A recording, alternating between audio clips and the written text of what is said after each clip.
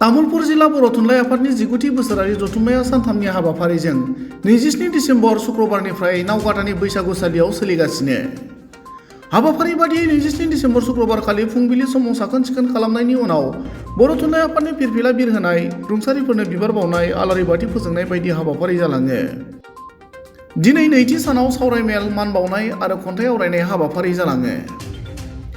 गाजा गोमजायै सोलिबाय थानाय तामुलपुर जिल्ला बर' थुनलाइ आफादनि 19थि बोसोरारि जथुम्मानि जोबथा सानखालि फुंबिलि समाव हारिमुवारि हानजा सुरनाय आरो सानजौफु समाव गेवलां मेल जागोन होनना बानजाय आफादनि फारसेनिफ्राय फोरमायदों। थुनलाइ सिबियारि रायजो राजा नोंथांमोननिसिम जोंनि खुंबाय थाजानाय तामुलपुर जिल्ला बर' थुनलाइ आफादनि खुंगा 19थि बोसोरारि जथुम्मानिफ्राय गाहाम हामलायनाय बावबाय। बेजों लोगोसे मागो दमासिनि बयनिसिमबो गाहाम हामलायनाय बावबाय। जोङो 9 बोसोरनि उनाव देग्लाय जोंनि सानजानि फिलिगुदि बर' थुनलाइ आफादनि दैदेननायाव तामुलपुर जिल्ला बर' थुनलाइ आफादनि जि बोसोरारि जथुम्मा, बे जथुम्माखौ खुंगासिनो दङ। दासिम जेबो जेंना जेंसि जायाखैब्लाबो रांखान्थि बेलायाव रांखान्थि दालाइ आफादनि आङो आफादगिरि हिसाबै जोङो दासिम जोंनि बिटिसिनि CM मानगीर प्रमद बर' बिथाङाबो जोंखौ थोजासे मदद होदों। बेजों लोगोसे आसाम आयेन आफादनि मासिगिरि मानगीर आसामनिनो भारतनिनो सासे समाज दैदेनगिरि, सासे राजखान्थि दैदेनगिरि बिस्वजित दैमारी बिथाङाबो थोजासे जोंखौ मदद होदों। बेजों लोगोसे जोंनि तामुलपुर समस्तिनि MLA जलेन दैमारी बिथाङाबो मदद होदों। गरेस्वर समस्तिनि MCLA पबित्र कुमार बर' बिथाङाबो जोंखौ मदद होदों।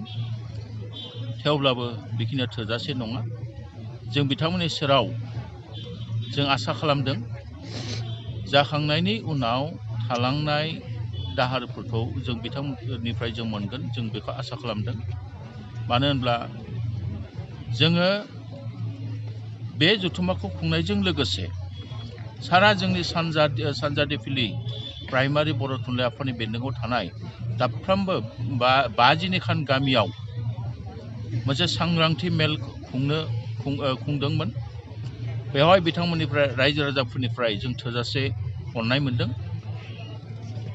सानजानि फिलि प्राइमारि बर' साहित्य सभानि बेन्दोङाव थानाय गासैबो न'खरनिफ्राय 100 रां माइरं सेरसे करि जों बिदों। बिथांमोना फैयै होफैगासिनो आरो जोङो बेबादिनो खुंनो आखायाव लादों बा जाबाय थादों दायो। बे बेलायाव जोंहा एसेबां जेंना जेंसि जायाखैब्लाबो जों हयथ' रांखान्थि बेलायाव बारा मोजां नङा।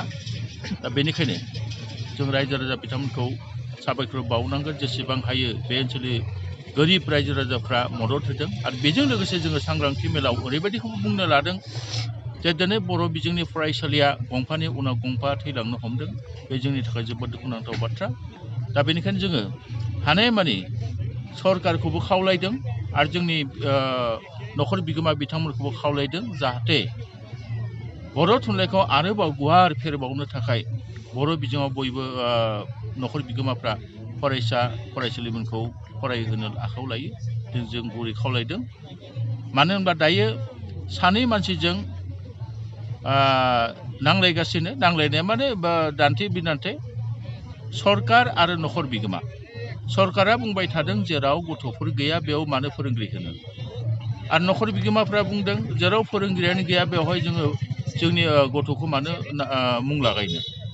दा बे बेलायाव सरकार आरो न'खर बिगोमा जों गोरों गोरा बयबो बेवहाय मावनांगौ खामानि दं होननानै जोङो सानदों। मानो होनब्ला थुनलाइया जौगागासिनो 80 सिदुलाव हाबदों होननानै जों दिनै आखाइ फायथुमनानै जना थाबा जानाय नङा। बिनि फारसे जोङो गोख्रों खामानि मावलांनांगोन बयबो। दा बे बेलायाव जोंनि बे ओनसोलनि साख्रिआवलानिफ्राय हमनानै गरेस्वर हालामनि, महरिपारा हालामनि जोंनि लोगो बिथांमोनाबो थोजासे जोंखौ मदद होदों।